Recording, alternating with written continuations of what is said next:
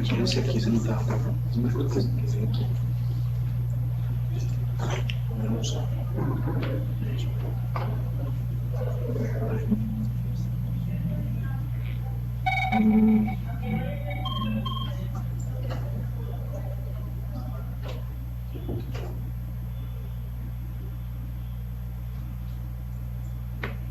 Ahora sí.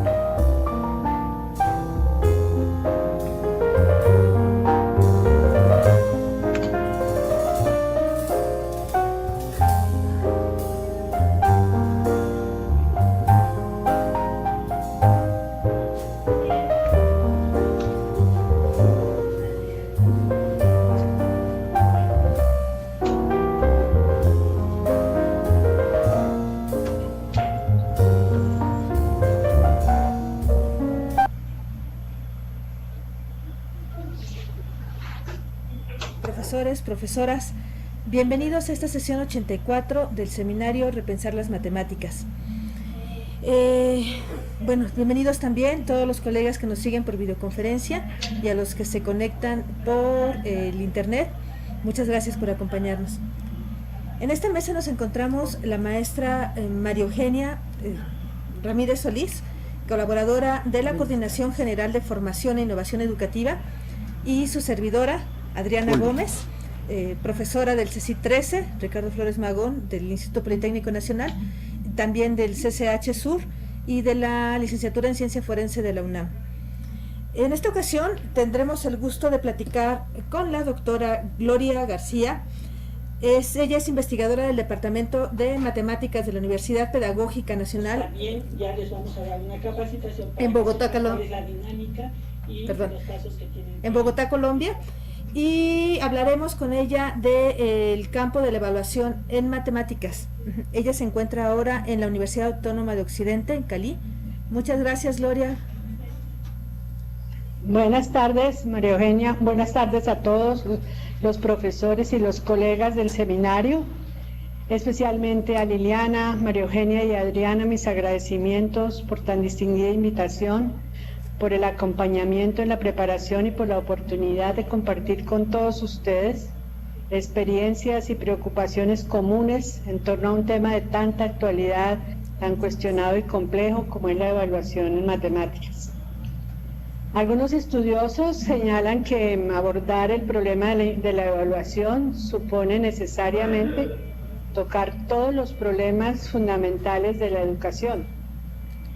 Pero hoy tendríamos que añadir que es también abordar las reformas educativas basadas en indicadores del rendimiento, del aprendizaje de las matemáticas, es abordar los derechos culturales para aprender matemáticas, los procesos de equidad, de diversidad.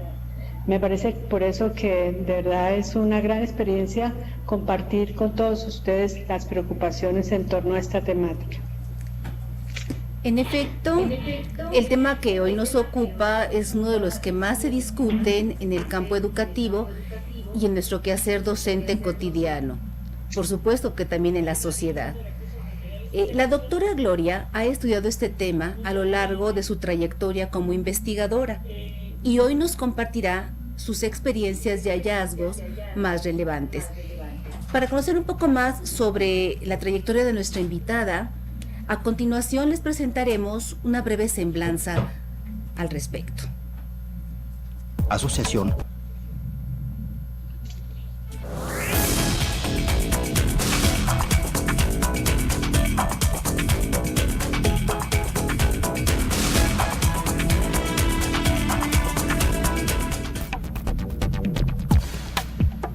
La doctora Gloria García Oliveros es licenciada en Matemáticas de la Universidad Nacional de Colombia, magíster en Filosofía por la Universidad Santo Tomás, también en Colombia.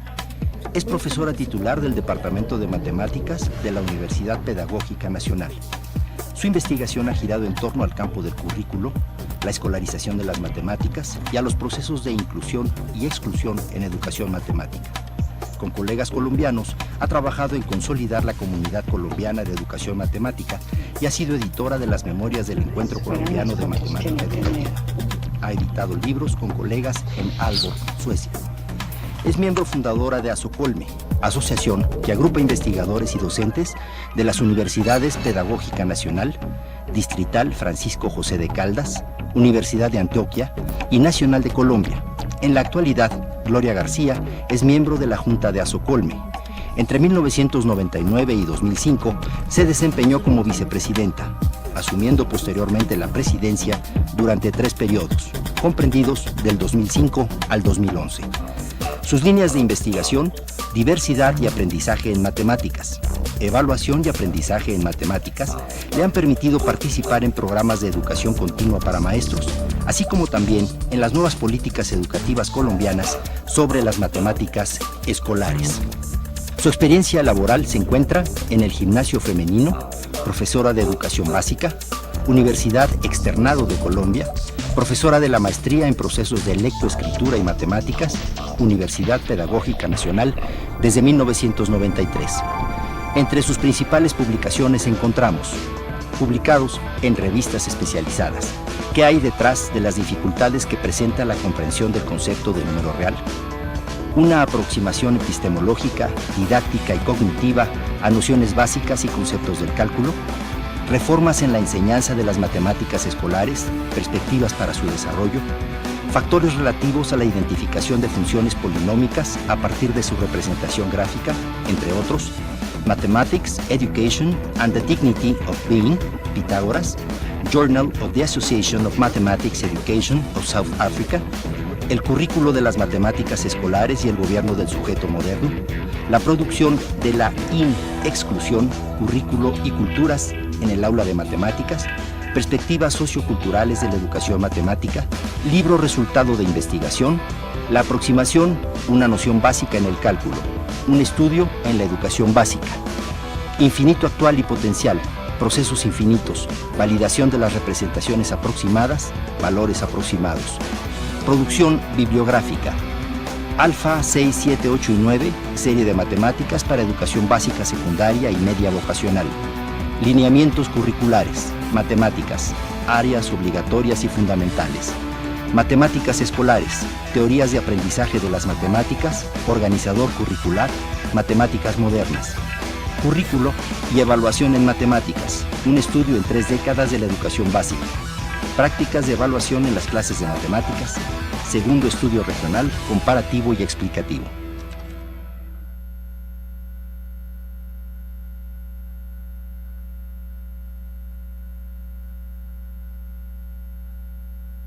Pero bueno, para iniciar queremos recordarles a todos nuestros participantes que preparen sus preguntas, sus comentarios, los cuales nos pueden hacer llegar a través del foro del seminario o en los teléfonos, el correo que aparecerán en unos momentos en su pantalla.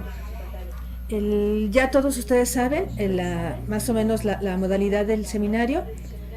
En una primera parte tenemos ya preparadas unas preguntas que le plantearemos a la doctora Gloria y posteriormente le daremos paso a los compañeros que están conectados por videoconferencia para terminar con las preguntas que tenemos en el foro que lleguen por los otros medios. Bien, pues para iniciar este diálogo, Gloria, queremos resaltar que la lectura del texto El campo de la evaluación de tu libro Currículum y Evaluación en Matemáticas, pues nos ha invitado a reflexionar sobre la importancia de la evaluación en la formación de nuestros estudiantes y, como decía Adriana, tenemos preparadas algunas preguntas para ti. Todos los profesores tenemos como una de las tareas principales en nuestra función la evaluación de los aprendizajes del curso. En ocasiones suele ser una tarea rutinaria: seleccionar ejercicios o problemas, integrar una batería para un examen, en fin, evaluar un fragmento del currículum. Sin embargo, en tu investigación planteas la necesidad de reconocer la complejidad de la evaluación a partir de 4 elementos básicos. Uno de ellos es los modelos pedagógicos implícitos o explícitos en el currículum y en la práctica cotidiana, la epistemología sobre el conocimiento, la enseñanza y la naturaleza del aprendizaje. Y entonces nuestra pregunta es, ¿por qué hay que considerar el proceso de evaluación a partir de estos 4 elementos? Bueno, digamos que la respuesta la tenemos que situar, comenzando por señalar que la evaluación del aprendizaje de las matemáticas está enmarcada en la institución escolar y por lo tanto pues hablamos de una evaluación escolar y se explica precisamente por las formas en que se lleva a cabo o se desempeñan las funciones de la institución escolar.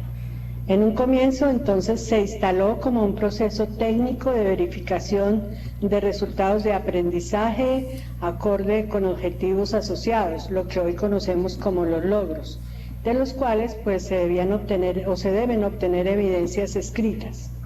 Los contenidos curriculares, o en este caso los contenidos matemáticos, se establecieron como los objetos que había que medir. De esta manera entonces vemos que comienza una relación instrumental entre conocimiento matemático, concepciones sobre las matemáticas y el aprendizaje, porque se van a medir los logros y desde luego la concepción que se tiene sobre la enseñanza. Especialmente el conocimiento al inicio, el conocimiento matemático se asumió como un producto sólidamente fundado de una vez y para siempre, compuesto de hechos, notaciones, definiciones, algoritmos que debían ser enseñados para ser adquiridos. Entonces aparece el papel de la enseñanza. Y el aprendizaje pues era simple. Para lograr el aprendizaje bastaba la explicación rigurosa de los contenidos y de esta manera se podía casi asegurar que el estudiante adquiría el conocimiento matemático. Luego con Bloom, todos debemos, pues no todos, pero de pronto una mayoría debemos recordar la época de la taxonomía de los aprendizajes de Bloom. Entonces nos apareció, digamos, en el panorama el aprendizaje y se colocó el acento entonces en las teorías conductistas que comenzaron a explicar el aprendizaje y el aprendizaje se asumió simplemente como un cambio de conducta que podía ser, que era observable y podía ser medido a través de los exámenes. Hay dos cosas, ya vemos ahí como esa relación entre aprendizaje, enseñanza, conocimiento matemático, visiones epistemológicas sobre qué son las matemáticas y también implícitamente allí está una concepción de sujeto, quién es el que aprende, el sujeto escolar, y entonces pues la psicología conductista ya comenzaba a señalar que el problema, el sujeto aprendía porque tenía unas capacidades, unas habilidades, las llamaba innatas, mentales, totalmente independientes de la experiencia cultural y del lenguaje, y eran de la esencia del ser aprendiz escolar. Y entonces eso también llevó de una vez, o ahí mejor comenzó el problema de privatizar y personalizar el rendimiento de los estudiantes. Si no tenía buen rendimiento, entonces el problema era del sujeto, de sus habilidades.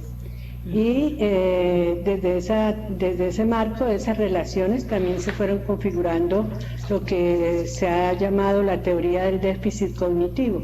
Los niños que no aprendieron, que no aprenden, se deben a sus habilidades cognitivas. Posteriormente, cuando estas relaciones entre enseñanza, aprendizaje, conocimiento matemático, visiones epistemológicas, comienza a complejizarse por los aportes de la investigación en el campo de la educación matemática, la matemática educativa, etcétera, vamos a ver cómo se complejiza y se van configurando visiones distintas, tanto de la evaluación como de esta relación. Creo que es muy interesante esto que nos comentas, porque no se trata solamente, habría que revisar si solamente se trataría de replicar contenidos o replicar procedimientos. Más bien esto creo que es una invitación a que cada profesor, de acuerdo a su institución, en este caso al Politécnico, revisemos cuáles los modelos pedagógicos que estamos siguiendo. Estamos hablando de una educación centrada en el aprendizaje, en el sujeto que aprende. Entonces, esto implicaría mirar nuestra evaluación a partir de este modelo y, bueno, de la concepción de lo que son las matemáticas para el instituto y para los profesores que la desarrollan. Y cada quien en nuestras instituciones, Así claro. es. Pero una de las preguntas más básicas que debemos hacernos es justamente cuál es la función de la evaluación. Y en tu texto mencionas, la función tradicional de la evaluación de los aprendizajes de matemáticas es comprobar el rendimiento de los alumnos. Y entonces, con todos estos cambios en la concepción del aprendizaje y de los sujetos, esto que nos hablas tú de cómo se va haciendo más complejo la evaluación, entonces nos preguntamos qué estamos entendiendo por rendimiento y cuál sería el cambio en esta función de la evaluación. Sí, me parece que debemos comenzar por actualizar lo que se ha llamado el rendimiento escolar, es el rendimiento académico, y como ustedes lo proponen, empezar a mirar cuáles son las posibilidades de cambio en esta relación que les he contado. Bueno, hay definiciones, siempre se encuentran definiciones sobre el rendimiento escolar y podemos señalar la de Gascón, que dice que el rendimiento escolar es el nivel de conocimiento demostrado en un área curricular y es comparado siempre con la norma de edad y el nivel académico. Entonces, de esta manera relaciona el conocimiento del área, la edad y el nivel académico, o sea, va a ir a establecer una relación con el tiempo y la visión otra vez de ese conocimiento que va a ser medido por el rendimiento. El rendimiento es el reflejo de las evaluaciones hechas a través de exámenes, casi siempre todos escritos, donde el alumno ha de demostrar sus conocimientos sobre esa área, y es un conocimiento que el sistema considera necesario y suficiente para su desarrollo como miembro activo de la matemática. En el caso del rendimiento de las matemáticas lo estamos viendo, entonces se ha definido unos contenidos que los estudiantes deben aprender a una edad, a una determinada edad, y para que tengan, y en un nivel, y ese conocimiento se ha distribuido en niveles, ¿no? Entonces por eso se llama, son en las escuelas, en lo que nosotros tenemos como escuelas, son escuelas seriadas. Cada nivel tiene un conjunto de conocimientos que se le ha definido como para exigirle ser aprendido. La unidad de medida del rendimiento pues son las calificaciones escolares, ¿no? Y en esta medición del rendimiento está la concepción de aprendizaje. Volvemos a la idea de un sujeto que es el que posee las habilidades o las capacidades mentales, y entonces el rendimiento se le atribuye a los factores internos del sujeto. De esa manera el rendimiento, al ser una cuantificación a través de calificaciones, pues permite establecer distribuciones, favorece dos procesos simultáneos pero distintos, porque señala desviaciones y jerarquiza. Fundamentalmente también fija el tiempo de aprendizaje,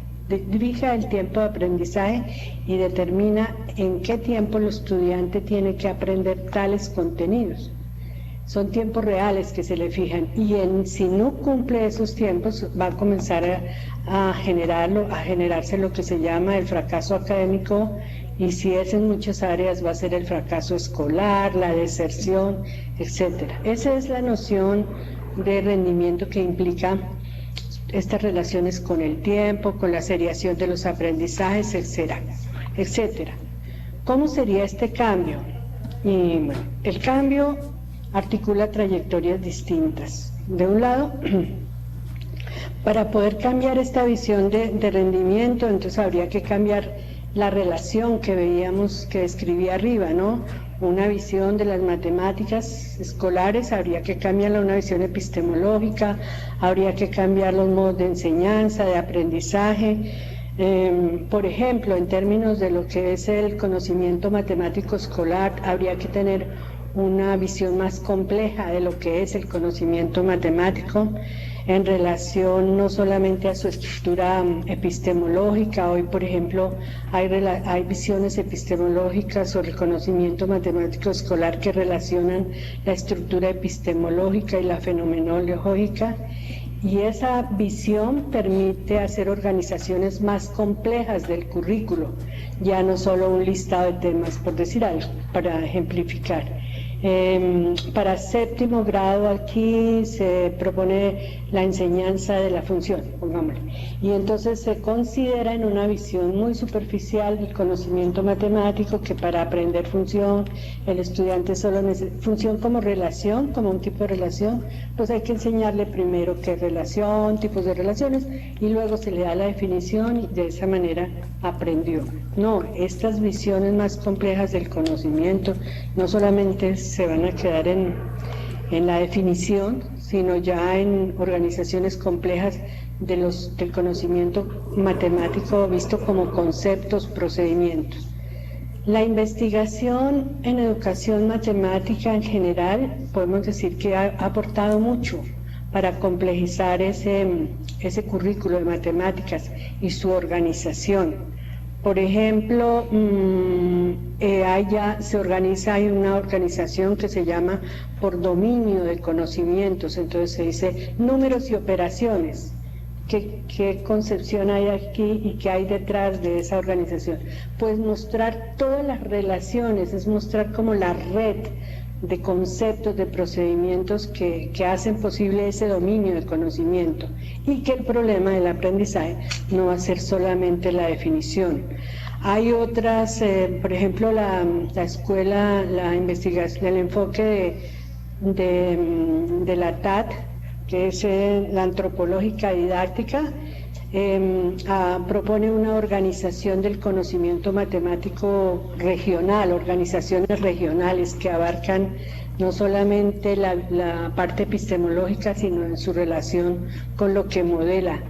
Hay otra propuesta de organizar lo que es la de Bishop, que es por actividades culturales universales, organizar el conocimiento. Entonces Bishop propone que se organice por medir, contar, localizar, explicar. La organización que ofrece PISA, ¿no?, que hace tan complejo que organiza el conocimiento matemático por campos de fenómenos, y entonces que se matematizan, entonces llama espacio y forma, cantidad, cambio, relaciones, incertidumbre. Entonces ya estas organizaciones nos permiten ver como la complejidad de lo que hay que enseñar y de lo que hay que aprender. Y hay una última organización que procede de la política pública para trabajar el fracaso escolar. Es la organización por ciclos. En la década, como a finales de la década del 90 y comienzos de este siglo, la política educativa en Brasil organizó, precisamente por los altos niveles de fracaso escolar, organizó el currículo por ciclos. Ciclos, pues como su nombre lo indica, entonces permite extender el tiempo, se organizan todos los conocimientos que van de primero a tercero, por decir alguien, en una red semántica de esos conceptos, de esos procedimientos, y entonces, como ustedes ven, se extiende el tiempo para aprender, se extiende también la forma de medir el rendimiento. Un ejemplo más concreto de esa organización por ciclos es la propuesta de Bernot, quizás todos lo hemos leído, que son los campos conceptuales, particularmente esa organización del campo conceptual multiplicativo, que muestra que la multiplicación, si bien comienza allá abajo en tercero de primaria, va hasta el grado octavo, noveno, cuando ya avanza entra la función lineal, todo el desarrollo del razonamiento proporcional. Esa es una posibilidad del cambio. Y la otra dimensión del cambio es indudablemente el cambio sobre la concepción y las funciones de la evaluación. Hoy la evaluación no es de lo aprendido, solamente para saber qué aprendió. La evaluación se realiza y su función es para orientar el aprendizaje, lo que supone, digamos, convertir los datos que obtenemos de medir el rendimiento y desde luego obtenidos con distintos instrumentos de evaluación en información. Coger los datos, analizarlos y relacionarlos con el modelo de enseñanza, con las prácticas de enseñanza, relacionarlos también con los recursos que se han puesto en el aula para aprender y pues en general con la didáctica. Este enfoque de la evaluación para orientar el aprendizaje está más cerca del aspecto valorativo de la evaluación que únicamente de la cuantificación, y está más centrado en la medida como aproximación, no medición y exactitud. Una cuestión muy importante en este cambio de función, de orientación de la evaluación, de su función, es aceptar que los juicios de evaluación son interpretaciones de quienes realizan la evaluación y que no solamente dependen de las características del objeto evaluado, y fundamentalmente que la evaluación es un proceso de comunicación interpersonal, ¿no?, entre el profesor y los estudiantes. Estos serían los cambios, o estos son los cambios que se están ya adelantando, y más adelante podemos hablar sobre eso, dar algunos ejemplos, algunas señales de dónde se pueden encontrar ya estos modelos de evaluación. Sí, definitivamente me parece...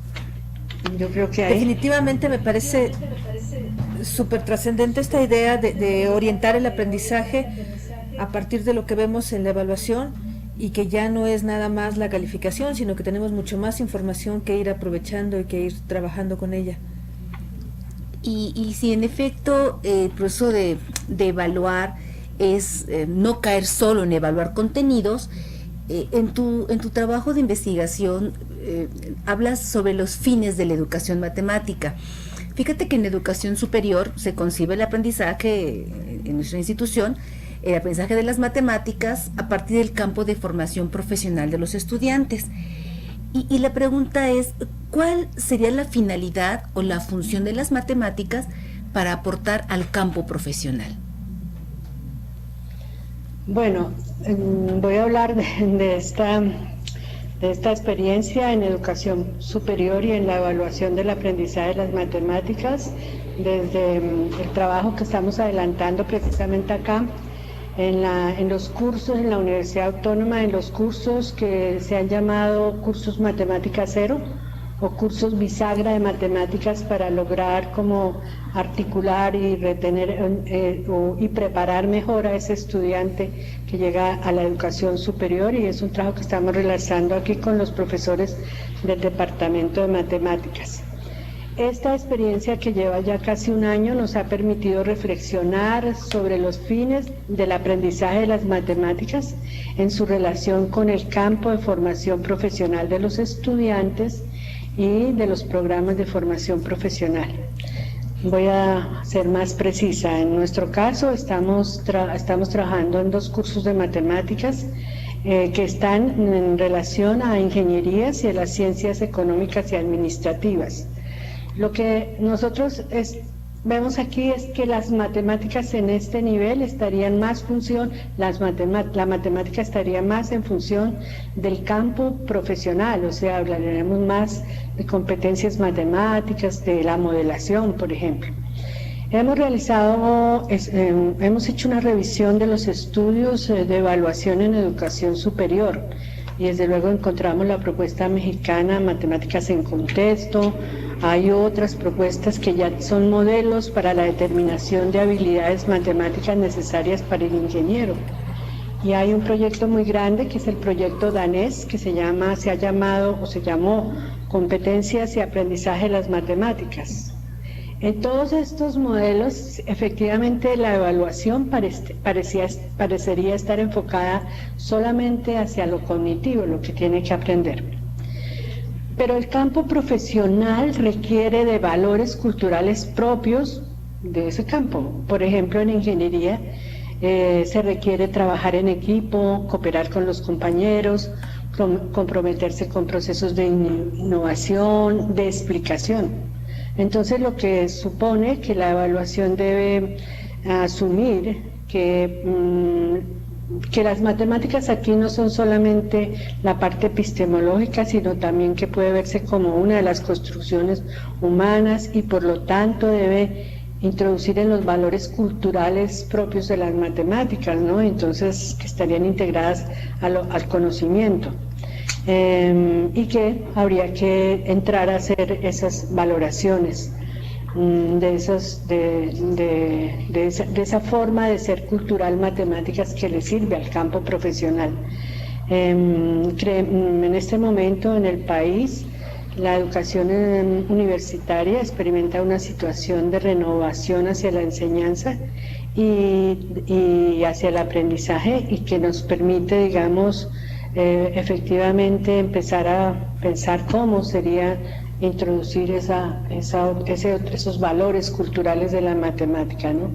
Pero también es importante que esta renovación que está sufriendo la educación superior comience también a aceptar que la evaluación nos produce una información que es válida y confiable sobre los aprendizajes de los estudiantes y que permiten tomar decisiones para la enseñanza y para modificar las funciones de la evaluación en este nivel. Claro, me parece muy interesante esto de referirnos no solamente a la evaluación de lo cognitivo, sino evaluar también o valorar también todos aquellos componentes que son parte de la formación del profesional, esta parte de los valores, de la socialización, del trabajo de colaboración, de la capacidad de argumentación, de tal vez generación de hipótesis y comprobación de las mismas en el proceso de resolución de problemas. Pero generalmente esto lo hemos olvidado los maestros o no lo valoramos tanto, y creo que ahora, con esto que nos dices, debemos de regresar a mirar qué ocurre en el aula, qué debo de evaluar en el aula y cómo evaluar en el aula. La matemática tiene una función importante en la formación del estudiante, no solo en lo cognitivo, decías tú, sino también en la parte de los valores. Es una reflexión muy, muy interesante esto que acabas de aportarnos, Gloria. Muchísimas gracias. Bueno, y en general, retomando también esta idea de la cultura matemática, de generar una cultura matemática y cómo esta va influyendo, cambiando nuestra vida, a mí me llama la atención una afirmación que haces en tu documento sobre el isomorfismo entre inteligencia y matemáticas. Esta idea tan generalizada de que alguien que sabe matemáticas es porque es inteligente, o que alguien inteligente sabe matemáticas. Pero bueno, ¿hasta qué punto está en la, digamos, cultura popular, en el imaginario colectivo, y hasta qué punto hay información basada en investigación que nos permita decir esto o que confirme esta afirmación? Pero también me surge la duda si es algo que tenemos que tomar en cuenta para, al formar a nuestros estudiantes, este tipo de afirmaciones ayudan a que los estudiantes se interesen en matemáticas, o nos generan más conflictos y más bien deberíamos evitar este tipo de cosas, ¿no? ¿Deberíamos los profesores fomentarlos o descartarlos? ¿Qué opinas, Lili? Sí, bueno, yo quiero señalar que, bueno, la psicología es la disciplina que se ha encargado de establecer lo que los estudiantes, de definir lo que los estudiantes, cómo los estudiantes conocen, comprenden matemáticas, ¿no? Pero ese desarrollo o ese trabajo de la psicología, si se puede decir trabajo, se ha hecho sobre el supuesto de un sujeto esencial, conformado por ahora actualmente toda la psicología cognitiva pues ya no llama habilidades, pone el acento en las capacidades mentales, considera a este sujeto un sujeto unitario, preexistente a la constitución, a su constitución en el lenguaje, y son estas capacidades mentales las que determinan el éxito escolar y por lo tanto lo que llamamos inteligencia escolar, porque es que es la escuela la que creó la idea de inteligencia. Hoy en día se pregunta si la inteligencia escolar es la inteligencia del hombre en el mundo, ¿no? Esa es una de las cuestiones. Bueno, este isomorfismo entre inteligencia matemática, inteligencia escolar y matemática escolar es cuestionado. Hola, ¿me escuchas? Sí, ¿me estás escuchando tú? ¿Me escuchas? Sí, te escuchamos bien, Gloria. Bueno, este isomorfismo entre inteligencia escolar y matemática escolar, pues ha sido seriamente cuestionado también por la investigación en educación matemática. Por ejemplo, bueno, desde luego por la teoría de Gardner sobre las inteligencias múltiples, yo no la he leído mucho, pero sí voy a hablar de los aportes que se han hecho en educación matemática para cuestionar en cierta medida esta visión. Por ejemplo, el profesor Radford aboga por una concepción no mentalista del pensamiento y por una idea de aprendizaje tematizado como adquisición comunitaria, por ejemplo. Y el aprendizaje ya no se refiere únicamente a las capacidades mentales, sino se propone como un atributo de la participación en un sistema de actividades. Eso cambia. Otros estudios abogan también por integrar la clase como marco de referencia en la construcción de las competencias matemáticas. Entonces ya no es ya el sujeto va a aprender gracias a la mediación de toda la clase y no solamente de sus capacidades mentales, ¿no? Los aportes de la psicología social también señalan que proponen el aula como un espacio social y cultural donde van a mediar todas las relaciones para que el sujeto aprenda, ¿no?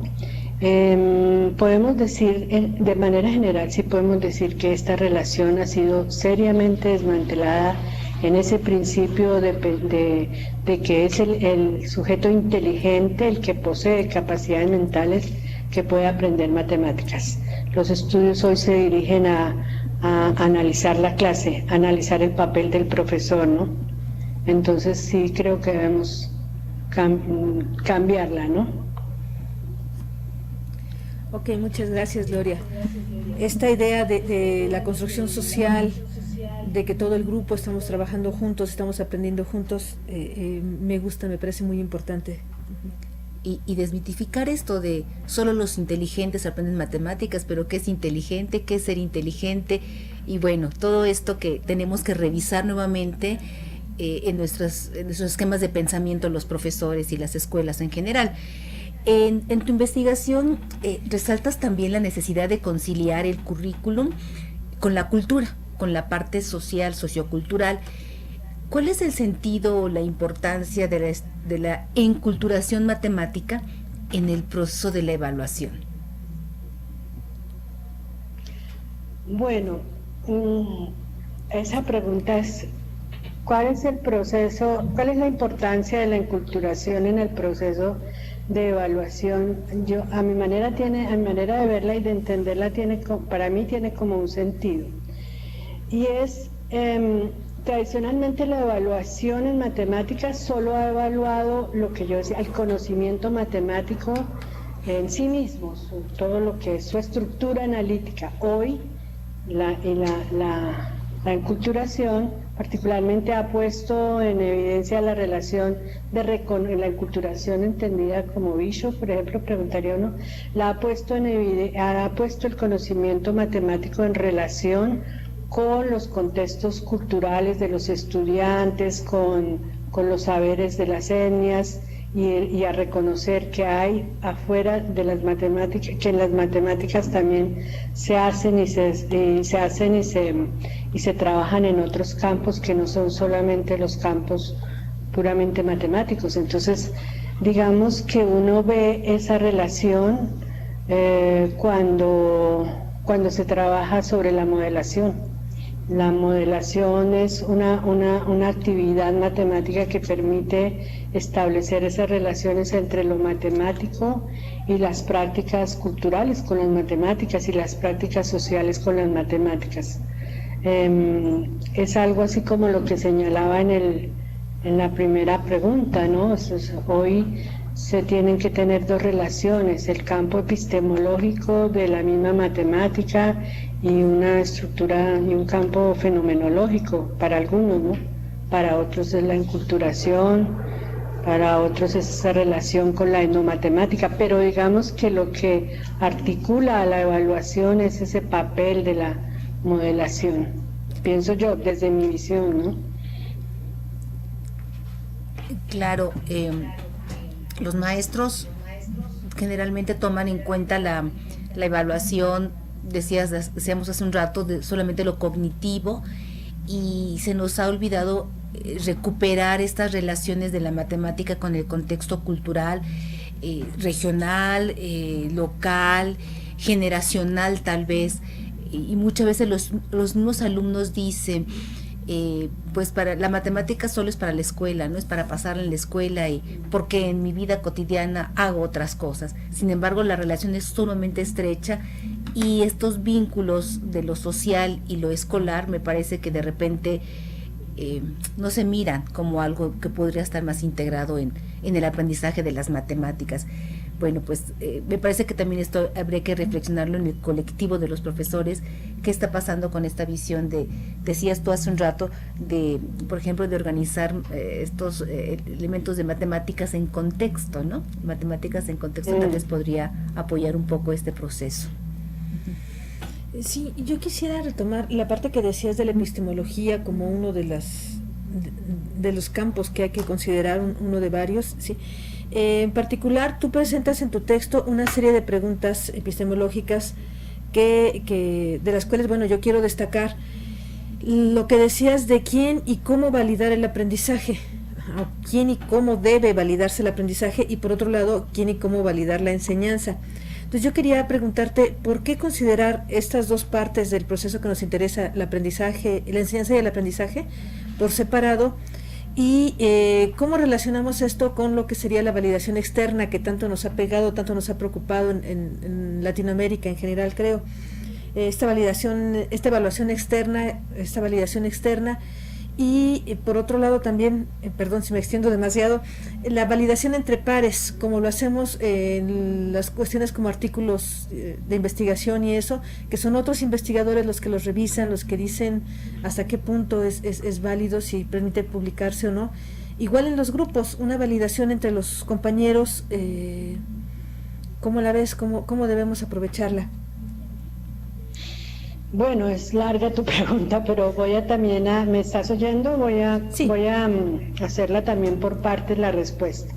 Primero quiero señalar que el problema de la validación es un problema está supeditado a la fijación de una norma para que se legitime lo que va a ser la actuación, lo que se va a definir como actuación válida matemáticamente en una clase. Entonces, la validación es una forma es una legitimación de formas de actuación en matemática en la clase.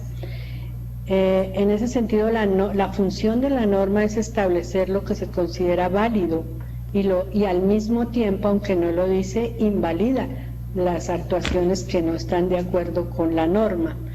Y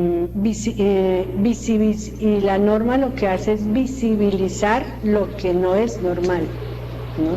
La norma matemática se describe en el lenguaje de las capacidades, y de esa manera describe el objeto. Las capacidades mentales describen el objeto matemático que hay que aprender según la norma. La norma crea la objetividad, es la que crea la objetividad, pero a su vez está poblada por un gran campo de objetividad. Hoy ese campo de objetividad, ¿quién nos lo da? Mira, nos lo dan los objetivos generales que se fijan en el currículo, nos lo dan los lineamientos aquí en Colombia curriculares en cierta manera, porque nos dicen qué es lo que hay que aprender, nos lo dan los estándares, e indudablemente nos lo están poniendo, nos lo está validando también, nos están poniendo los objetos para aprender, las evaluaciones externas, como tú dices. De manera que el problema de estudiar quién valida en el aula de matemáticas es para señalar y para trabajar sobre entonces qué son las normas, quién establece las normas. normas, y ya que a propósito pues han propuesto fijar los dominios normativos de actuación matemática válido específicos en relación con actividades matemáticas específicas, y también proponen estudiar normas sociomatemáticas, que son las normas sociales propias de las matemáticas. Tú ahora, María Eugenia, creo que hablaba de la justificación, explicación, argumentación. Son normas culturales propias de las matemáticas. La norma valida entonces y fija los actores que considera válidos para actuar, y al mismo tiempo los actores que no son válidos en la clase de matemáticas. Este estudio de las normas, pues digamos, ha sido ya también abordado desde diferentes perspectivas.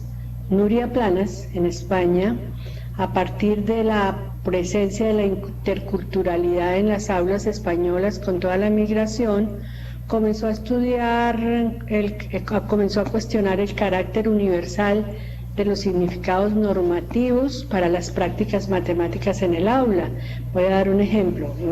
Tiene unos estudios muy lindos en donde la multiplicación, entonces cuando están los niños orientales, los niños, básicamente sí, pues sus formas en la clase de matemáticas con los niños españoles, pues no todos tienen los mismos procedimientos para multiplicar. En la multiplicación egipcia es distinta de la multiplicación occidental, por ejemplo, ¿no? Lo vemos también nosotros con los Estados Unidos, ¿no? La división aquí en Colombia tiene un procedimiento que es muy distinto al procedimiento norteamericano. Entonces, en los estudios de Nuria Planas ya se cuestiona quién va a establecer, quién va a validar una sola norma, o es un problema intersubjetivo como tú lo señalas.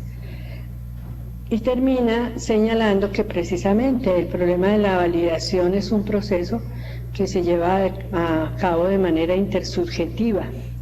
Y allí cobra muy importancia todos los procesos de interpretación, tanto del profesor para interpretar las actuaciones de los niños como de los niños, y también esencialmente depende de la comunicación. En ese sentido, entonces, digamos que si hay un cambio en términos de la validación.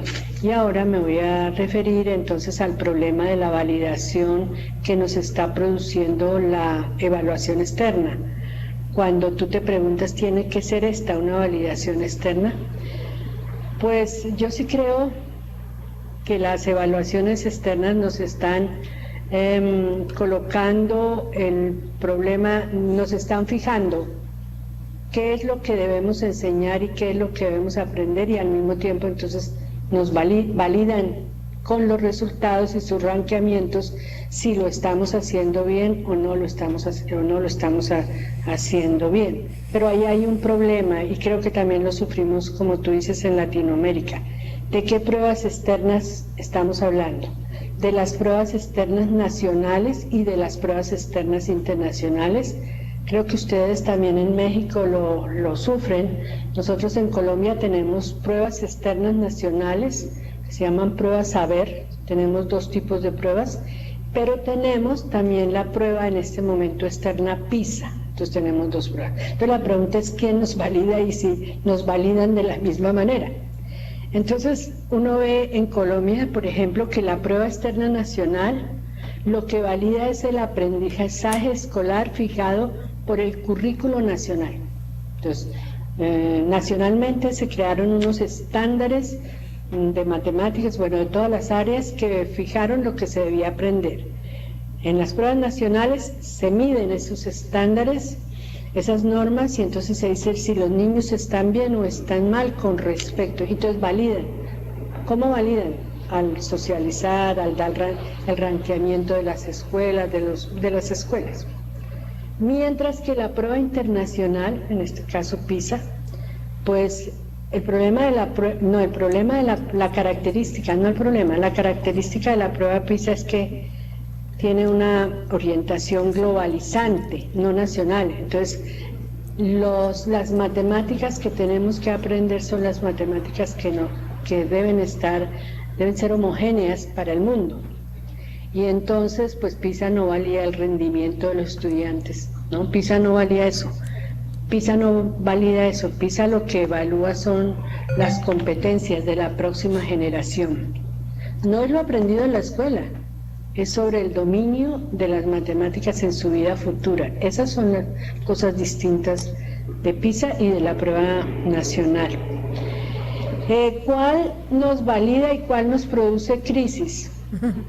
Pues digamos que la prueba PISA está produciendo en el mundo lo que se llama una crisis cultural, porque ha mostrado, y por ejemplo los informes en Colombia nos dice que el país, ya se diría la población, no podrá alcanzar el desarrollo de los países porque los niños no tienen la competencia. Entonces, ¿ante quién nos está validando? Nos está validando ante un ideal de un solo mundo. Todos tendríamos que ser entonces como quién, como Finlandia, que valida lo que es aprender matemáticas, Singapur.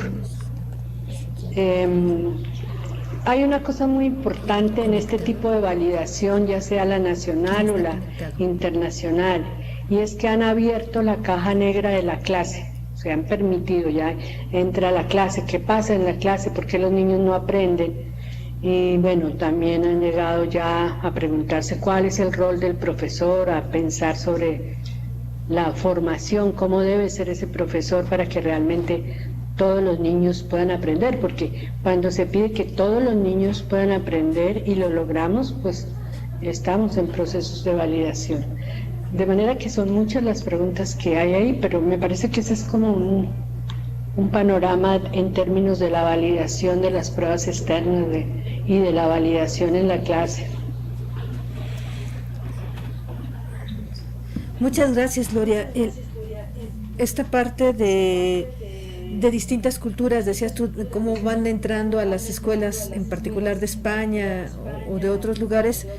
En particular en México tenemos la situación de que dentro del país hay regiones muy diferentes, con culturas incluso diferentes. Entonces tenemos que irnos flexibilizando a todo esto, pero también me hace pensar en lo que sucede en nuestro seminario. Tenemos aquí la oportunidad de saber, de conocer qué está pasando con ustedes en Colombia. Tú nos comentas sobre lo que pasa en España o en Estados Unidos, y es ir conociendo otras experiencias y aprendiendo también, viendo cómo podemos ir aprovechando. Muchas gracias. Fíjate, Gloria, que nos has comentado, nos ha dado muchos elementos para de veras sentarnos y nuevamente pensar nuestro proceso de evaluación que practicamos cotidianamente.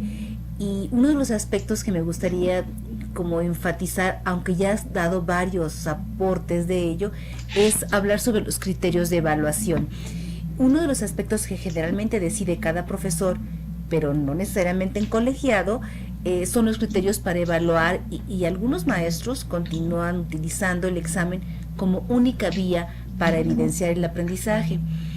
En matemáticas, ¿cuáles deben ser los principales criterios a evaluar? Se han hablado de resultados, de lo cognitivo, del proceso de resolución de ejercicios o problemas, pero también en tu investigación nos dejas ver por ahí la importancia de los ambientes de aprendizaje, ya que estos pues propician indagación y exploración en la construcción de las nociones matemáticas. ¿Cómo deben ser considerados estas situaciones, la indagación y la exploración en el proceso de evaluación? ¿Cómo tenemos que incorporarlo o cómo debemos de mirarlo? Bueno, esta parte te la voy a contestar también desde el trabajo que nosotros hemos realizado. Hicimos como 5 años de investigación sobre los escenarios y los ambientes de aprendizaje, precisamente para una escuela con un problema muy serio de fracaso académico y, ¿por qué no?, de deserción escolar. Entonces, como desde ahí y desde lo que hemos logrado, voy a contestarles. Quisiera señalar que la propuesta de los escenarios de aprendizaje y los ambientes de aprendizaje, que es una propuesta que viene de Oles Comos y bueno, está ahí también Paola Valero, es una perspectiva precisamente para trabajar, para abrir la cultura estratificada de la clase de matemáticas por las normas, como hemos dicho. Esas normas establecen la cultura de la clase, regulan la cultura de la clase. Entonces, digamos, al regularla establecen un estatus, roles sociales en los estudiantes y van creando lo que se llaman subjetividades, las del éxito, la del fracaso, y los niños comienzan a apartarse de aprender matemáticas. Si tú entras a una clase por detrás, no entras por delante y encuentras los niños que están allá en los rincones, y ahí al lado del maestro hay unos poquitos. Ahí ya se ve esa estratificación que produce la norma y las capacidades matemáticas definidas por la norma. Lo que propone es, como vos con los escenarios y los trabajos que hacen, es precisamente romper esa estratificación para lograr la participación de los niños en el aprendizaje desde todas sus habilidades, y básicamente esa posibilidad de romper esa estratificación y de lograr vincular a los niños a las actividades matemáticas, pues está supeditada porque las actividades matemáticas tengan referencias del mundo de los niños que sean significativas, algo de lo que tú llamabas o conoces matemáticas en contexto, la relación matemáticas y realidad, etcétera. De esa manera, digamos, se organiza una serie de actividades para que los estudiantes puedan participar a partir de sus propias capacidades y asociadas a las posibilidades de que los estudiantes comiencen a ser autónomos en el aprendizaje. En el trabajo que nosotros hicimos, que trabajamos 6 años seguidos, nosotros en este modelo en este trabajo de escenarios y ambientes, nosotros trabajamos más para ver cómo se vinculaban, cómo eran sus actividades, porque es el cambio de una cultura. Pero nosotros, ninguno de los trabajos en esto tenemos unas tesis, tenemos como 4 tesis, tenemos 2 proyectos de investigación. Nosotros no focalizamos el estudio de la evaluación en su relación a estos escenarios. Sí vemos que al cambiar la estratificación de la clase, al proponer otro tipo de actividades, como les decía yo, cercanas a los niños, a sus intereses sociales, pues sí, los niños, esta estratificación cambia, los niños menos exitosos se acercan con más seguridad y hay otro ambiente de la clase de exploración, pero hasta ahí puedo contarles lo que hicimos. Ok, pues muchas gracias. Muchas gracias, Gloria, por esta experiencia que nos compartes. Seguramente el tema de los ambientes de aprendizaje es un tema que también nos preocupa, nos interesa a los docentes aquí en México y en el Instituto Politécnico Nacional, pero todavía es un tema que tenemos que seguir trabajando para establecer, pues, estas posibles relaciones que te pregunto ahora para la evaluación. Sí, me parece que podría ser incluso un tema para una nueva sesión. Digo, obviamente si nos permites invitarte nuevamente, pero bueno, ahora creo que el tiempo ya está sobrepasándonos un poquito. Sí. Si te parece, pasamos a la segunda parte. De hecho, lamentamos que algunos de los compañeros que se conectan habitualmente por videoconferencia no lo pudieron hacer en esta ocasión. Entonces quisiera yo empezar a plantearte las preguntas del foro. La profesora Marta Luisa del Colegio de Bachilleres en San Luis Potosí, aquí en México, dice: buenas noches, doctora Gloria. Subió su pregunta anoche, sí. Usted menciona que el currículum tiene las dimensiones cognitiva, cultural, formativa y social. Por lo tanto, una evaluación óptima tomará en consideración estas dimensiones bajo ciertos indicadores que arrojen resultados del desarrollo integral de los educados. Esta última parte es la pregunta. Una evaluación óptima tomará en consideración estas dimensiones. Está parcialmente, creo, contestada en la primera pregunta que hiciste, pero quisiera pedirte que nos enfocaras un poquito más. Sí, bueno, no, sí parcialmente, y yo sí quisiera como enfatizar más diciendo que la evaluación en la clase, que tome todas estas dimensiones, debe hacerse primero con muchas evidencias, múltiples evidencias y muchos instrumentos. No puede ser solamente el examen escrito, porque el examen escrito solo es la evaluación puramente cognitiva.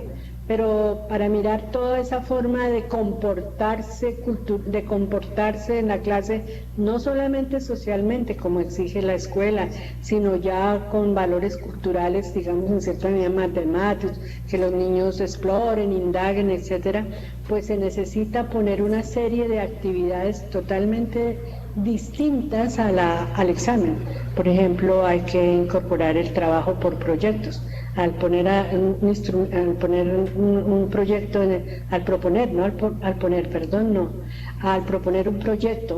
en la clase de matemáticas, pues eso sí lo hemos visto en el trabajo que les contaba de investigación. Los niños desarrollan una serie de acciones, de actividades que son totalmente distintas a la clase de matemática y que nos permite ver esa parte cultural. Proyectos, formas de expresarse, paneles, bueno, fotografías. También hicimos una exposición de fotografías con los niños para que tomaran fotografías sobre las cuestiones que más les interesaban y las describieran, y también entra a tenerse en cuenta la oralidad de los niños, no solamente lo escrito. Entonces aquí lo importante es eso, las múltiples evidencias a través de muchos instrumentos, no solamente el examen. Bien, pues muchas gracias, Gloria. Creo que apoya y refuerza lo que has estado aportando en esta charla. También tenemos la participación de la maestra María Torquemada. Ella es de la ESIME Zacatenco, una escuela de nivel superior del Politécnico, y dice lo siguiente: con respecto a los estudios que se han realizado en el campo de la evaluación en las matemáticas, quiero mencionar que no encontré la palabra competencia, y es importante mencionar que nos han implementado en el instituto, se refiere ella a este enfoque de competencias. Mi pregunta y me cuestiono, dice la maestra, ¿cómo lo vinculamos con el estudio en el campo de la evaluación por medio de competencias? Y también te pregunta si le puedes recomendar una estrategia cognitiva que se puede implementar para evaluar de la manera más certera posible. Bueno, en relación a las competencias, yo creo que sí, que hay un campo hoy encuentran muchos, varios estudios sobre las competencias matemáticas, de diferentes autores. En España encuentra, en Colombia también hemos escrito sobre las competencias matemáticas. Sí hay autores y encuentra bibliografía suficiente para estudiar este problema de las competencias y para mirar qué es lo que significa trabajar competencias matemáticas en el aula, porque hay que empezar por decir si va a entender que las competencias están referidas solo al uso de las matemáticas o son mucho más que eso. Entonces yo sí le recomiendo, en este momento no tengo así unos libros que decirle o unos artículos, pero se encuentran. El mismo Verneau, ahora me acuerdo, Gerard Verneau, en el campo multiplicativo, pues está trabajando las competencias en relación a lo multiplicativo. Por ejemplo, en que si le sugiero, no, yo creo que es imposible en tan corto tiempo sugerirle darle como un modelo. No, me parece que es más complejo porque lo he señalado. Hay que mirar el currículo, hay que mirar cómo es en la escuela, cómo se organiza la escuela, cómo ve las matemáticas escolares para poder. Tú lo decías en una pregunta, creo que era la tercera, decía decías que los profesores abordamos la evaluación individualmente. No, la evaluación, recuerden que la evaluación es la evaluación escolar, es la evaluación en la escuela. Y el proyecto de escuela y el proyecto de las matemáticas escolares es un proyecto colectivo, no es un proyecto individual. Quizás ahí está el problema, ¿no? Que cada profesor de matemáticas entramos al aula, cambiamos, hacemos muy buenas innovaciones, pero se cierra la puerta y nadie más sabe, y el otro profesor llega y no tiene la misma orientación y perdemos todas esas innovaciones. Eso que nosotros trabajamos mucho porque el proyecto sea colectivo, y más en esto de la evaluación. Entonces no me atrevería como así a darle indicaciones de una cuestión, de unos elementos para que sea más óptimo.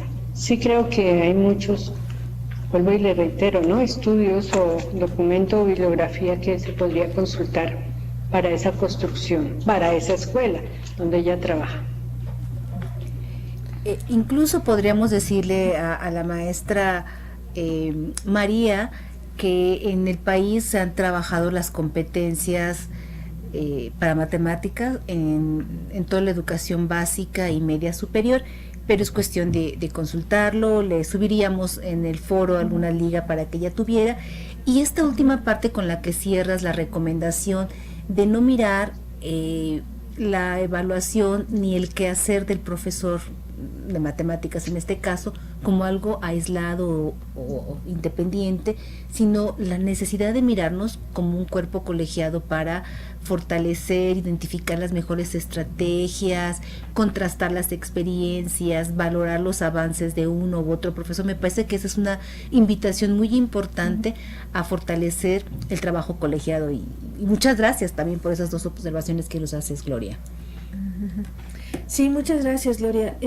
Quiero aprovechar, ahorita que tomé la palabra otra vez, para recomendar a nuestros colegas que suben sus preguntas al foro, que no olviden colocar de qué escuela nos están acompañando, desde dónde están, porque esto nos permite dar un contexto, tener una idea un poquito mejor de a qué se refieren muchas veces con su pregunta o su comentario. En particular, tenemos aquí un par de preguntas del profesor Domingo Márquez. Alguna vamos a dejarla para que nos haga favor Gloria de contestarla con calma por lo largo, pero él nos escribe de la FES Cuautitlán, que es también una escuela de nivel superior aquí en México, y dice: al asociar ciertos procesos como el rendimiento y las habilidades matemáticas esperadas bajo ciertos criterios, nos llevaría a lo que es la conformación de obtener una calificación que puede ser cuantitativo o cualitativo. Precisamente como se menciona en la evaluación, es un proceso subjetivo. ¿Qué elementos o factores son los de mayor impacto sobre la evaluación en matemáticas y bajo qué criterios? Pues retomando un poco la respuesta, retomando las respuestas que a sus preguntas, pues yo creo que los factores más importantes sí es que pensemos sobre cuál visión de matemáticas escolares se tiene, que ya les he mostrado y sobre esa visión cómo se organiza ese conocimiento matemático para que sea más complejo, para asumirlo en la complejidad de lo que es, cuáles son sus relaciones con el mundo, si ese proyecto de escuela,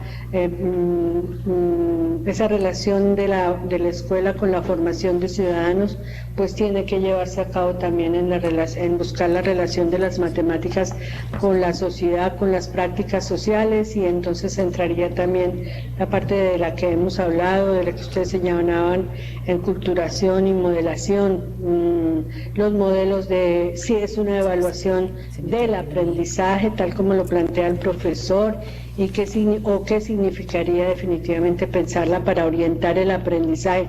Pero si la pensamos para orientar el aprendizaje, tiene también que entrar a cuestionar y a mirar las prácticas de enseñanza, a mirar la formación del profesor y a mirar cómo se le puede apoyar a los profesores, porque no puede ser una mirada individual, reitero, tiene que ser una mirada colectiva, institucional, para poder hacer esos cambios. Esa es como la complejidad que hay en estas, en la pregunta que me hace el profesor. Muchas gracias, Gloria. Fíjate que también la profesora Carolina no nos dice específicamente de dónde es, pero ella habla de, bueno, lo que quiere preguntarte tiene que ver con políticas públicas y evaluación, en el caso de Colombia. Dice, en Colombia existen como referentes legales los lineamientos, los estándares y más actualmente los derechos básicos de aprendizaje. Cada uno de estos documentos dialogan los unos con los otros. ¿Qué ausencia señala usted, te preguntan a ti, en la construcción de los DBA, de los derechos básicos de aprendizaje, en las apuestas de una evaluación con fines que transgredan la nota cuantitativa y que posibilitan el pensamiento crítico y político?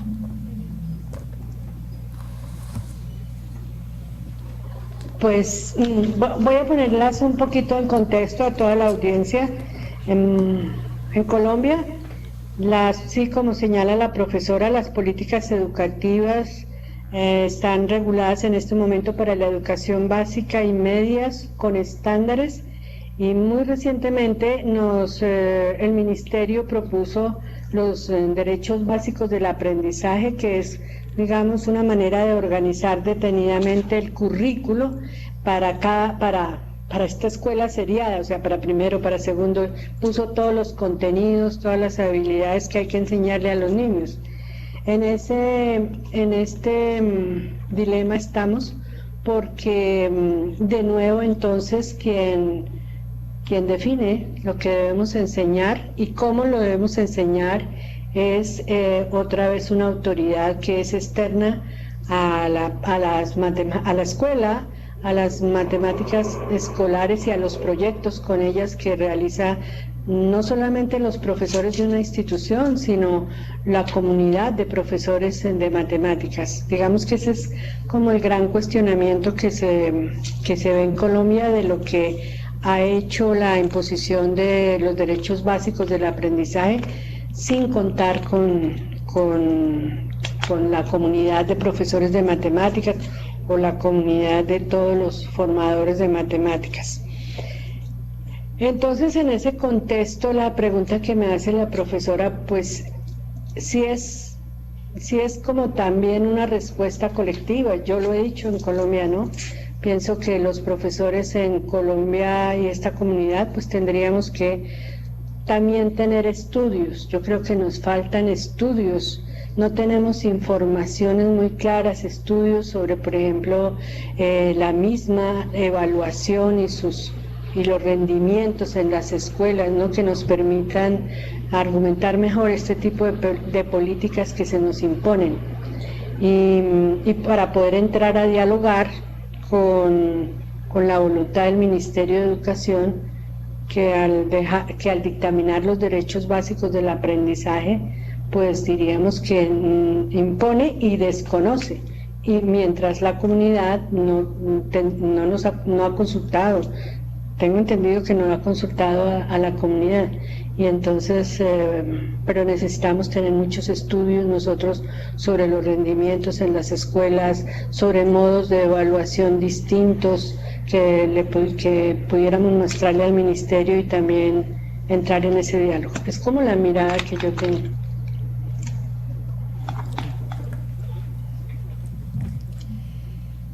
Gracias, Gloria.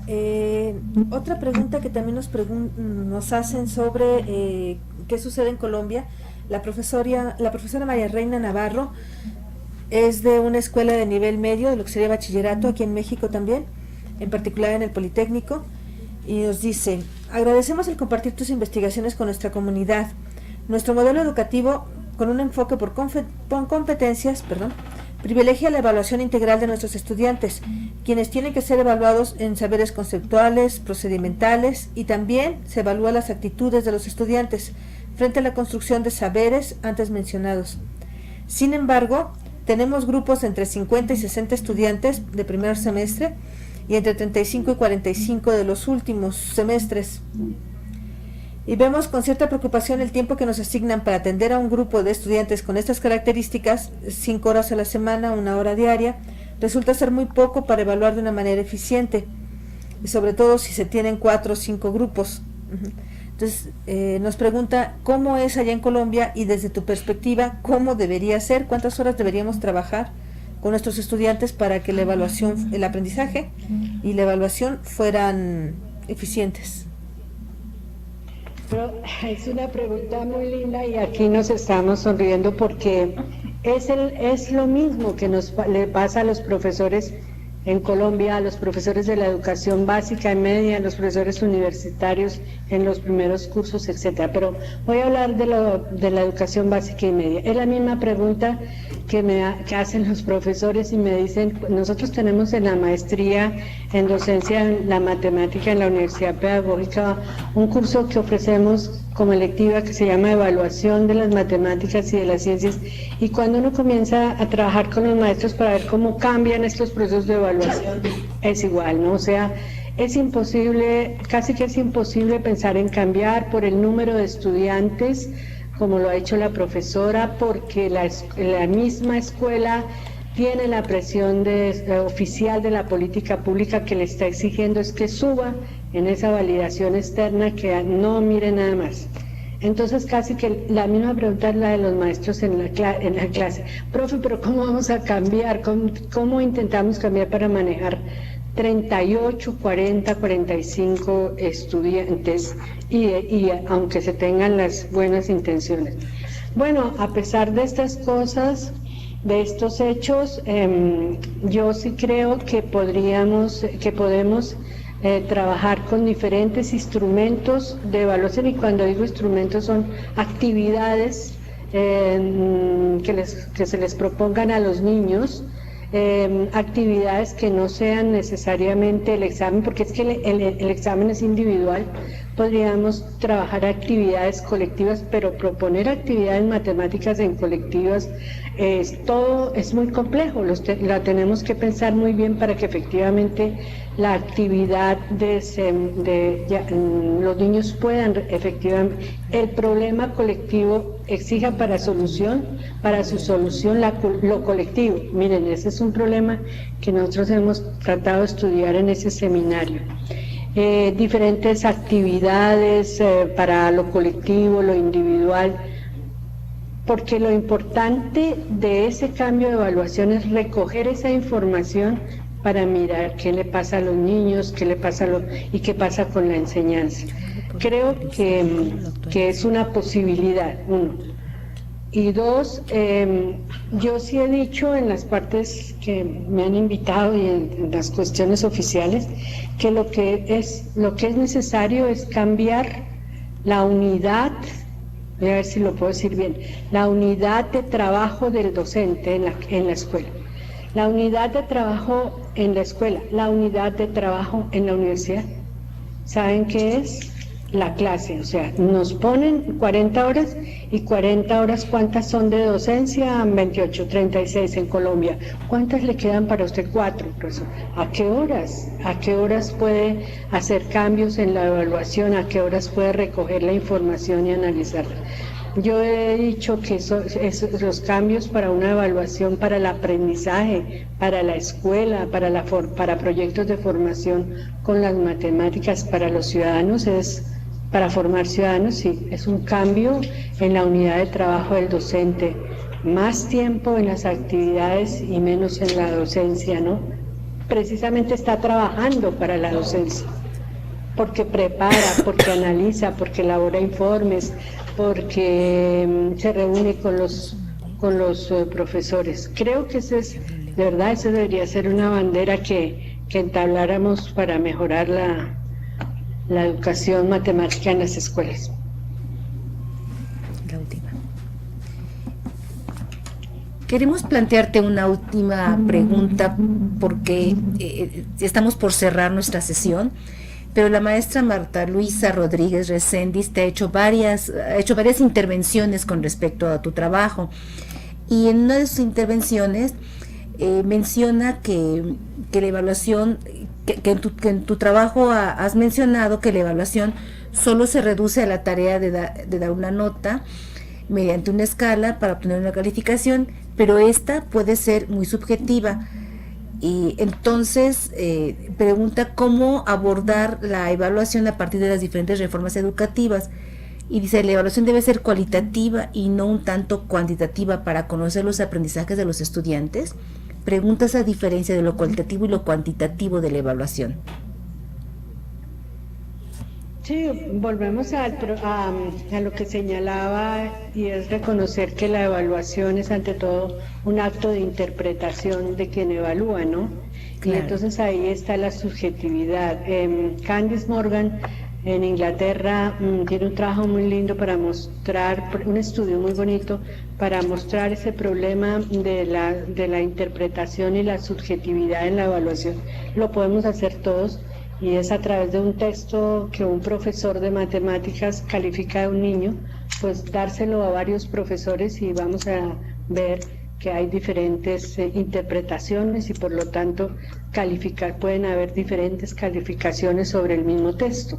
Cómo ponernos de acuerdo y cómo combinar las dos, si es parte de lo que hay que construir, porque la escuela como está, y la escuela seriada, tiene que dar cuenta a la sociedad de su función y de los aprendizajes que tienen los niños. Entonces parecería que lo cuantitativo no puede ser desmantelado en la evaluación, digámoslo así, pero lo cualitativo tampoco. No he visto y no tengo, yo misma no he trabajado cómo desmantelar una u otra, pero sí intentar combinar las dos es una posibilidad, ¿no? Porque lo cualitativo iría más hacia la valoración del trabajo del estudiante, valorar cuánto ha progresado, pero para valorar necesita muchas evidencias del estudiante, ¿no? Entonces ahí va más hacia lo cualitativo y mezcla lo cuantitativo. Es como un acercamiento que uno podría hacer sobre esa relación. Sí, claro, creo que el esfuerzo por mirar la evaluación desde lo cualitativo también es algo necesario que recuperar, y yo creo que no espantarnos mucho por este concepto de lo subjetivo que pudiera ser, porque en efecto lo que tenemos que mirar es qué está ocurriendo en el proceso de aprendizaje de los estudiantes, y no solamente para calificarlos, sino, se decía, para reorientar los procesos, las actividades, las tareas mismas para la adquisición de los conocimientos y las habilidades. Pues maestros, compañeros que nos están siguiendo en esta transmisión, Gloria, mira, el diálogo pues de hoy se ha extendido con la participación de todos los que han enviado preguntas, comentarios y reflexiones en el foro de discusión. Y bueno, todas las participaciones han sido muy valiosas para pues repensar la enseñanza, el aprendizaje y la evaluación de las matemáticas. Gloria, estamos seguras que este diálogo continuará en el foro de discusión de este seminario, por lo que pues te invitamos a participar en el foro. Pedimos tu valioso apoyo para que intercambies tus comentarios y discusiones de los diferentes aspectos que los profesores planteen en este foro, y bueno, para que conjuntamente podamos repensar el campo de la evaluación. Profesores, recuerden que el texto que hoy se discutió es una ventana que nos abre nuevas referencias para relacionar los aportes de la investigación educativa con nuestra práctica docente. Entonces, en los foros tenemos el espacio para expresar estas forma de visualizar las relaciones, las aportaciones. Seguramente Gloria se verá entusiasmada de ver cómo estamos interpretando su texto, cómo lo podemos vincular con nuestra práctica docente. A la vez, la interacción entre los colegas es muy, muy importante para construir como comunidad una nueva visión sobre la evaluación. Queremos agradecerte mucho, Gloria, tu participación con nosotros, todo el tiempo y el trabajo que has dedicado a la preparación de esta sesión. Y bueno, a manera de cierre, no sé si quieras decirle algo más a nuestros participantes, a todos nuestros colegas.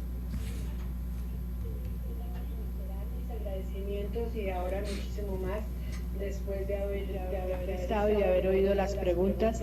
Yo quiero señalar con esta participación es una oportunidad para que como comunidad de profesores de matemáticas pues pensemos realmente que la evaluación del rendimiento en el aprendizaje de las matemáticas hoy tiene unas consecuencias políticas, sociales, culturales que no podemos dejar de abordar. Pero también lo que he querido al aceptar esta importante participación e invitación que me han hecho es mostrar que hoy el campo de evaluación de las matemáticas tiene una perspectiva teórica, conceptual, que está trabajada por autores, tiene unas visiones epistemológicas que fundan el campo de la evaluación como un campo de saber, y también muestra ese poder que tiene la evaluación. Voy a darles además dos ejemplos. Desde la perspectiva de la sociología, Candice Morgan, ya la nombré, en Inglaterra, desde más o menos 1998, está trabajando la evaluación de las matemáticas desde lo que haya constituido como una perspectiva social. Es bien interesante este trabajo. En Suiza, Lisa Borluth y Selander, desde más o menos desde el 2006, están haciendo estudios sobre la valoración en la clase de matemáticas en el contexto escolar suizo, desde una aproximación crítica. Entonces, bueno, podría decir Boaler también en Inglaterra. Estos estudios de la evaluación desde estas perspectivas están más en Europa, en la Europa nórdica, más que pues distintos a los que conocemos de los que nos vienen del STM, profesores, y de verdad creo haber contribuido a crear más interrogantes y cuestionamientos en sus preocupaciones sobre la evaluación en matemáticas, para que nos permita estudiarla como uno de los elementos bien importantes en los proyectos que tenemos educativos con las matemáticas en nuestras instituciones. Muchas gracias. Pues muchas gracias, Gloria, nuevamente. Adriana, colegas, agradecemos a todos ustedes su participación y los invitamos a las siguientes sesiones de los seminarios Repensar, como aparece en su pantalla. Recuerden siempre consultar los calendarios, y en especial también quiero agradecer a todos los que participaron en el apoyo técnico desde Colombia y aquí en México para establecer esta conexión contigo y llevar a buen término nuestra sesión, nuestro seminario. Pues muchísimas gracias. Nos seguimos comunicando en el foro, compañeros. Hasta luego. Que estén muy bien. Hasta pronto. Hasta luego. Muchas gracias.